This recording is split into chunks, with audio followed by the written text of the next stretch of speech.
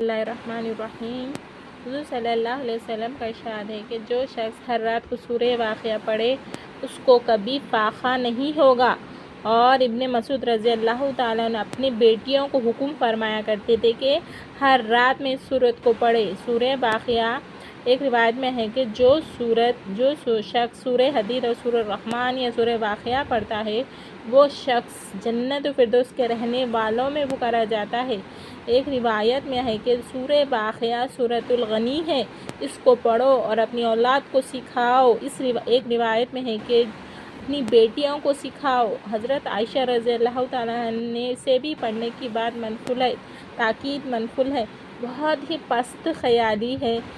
4 پیسے کے لیے اس کو پڑھا جائے، اگر البتہ غنائے قلب اور آخرت کی نیت سے پڑھے تو دنیا خود بخود ہاتھ جوڑ کر حاضر ہوگی۔ یعنی ہم اس لیے نہ پڑھیں کہ سورۃ الغنی پڑھنے سے ہمارے رزق میں اضافہ ہو جائے، یہ ہمارا مائنڈ سیٹ ہوتا ہے، اور ہم جیسے دور میں ہیں ہمیں مائنڈ سیٹ کر لیتے ہیں کہ یہ پڑھنے سے یہ ہوتا ہے، اسی لیے ہی ہم پڑھتے ہیں۔ ایسا نہیں پڑھنا چاہیے، بلکہ اللہ کی رضا کے لیے، اللہ کے لیے پڑھنا چاہیے۔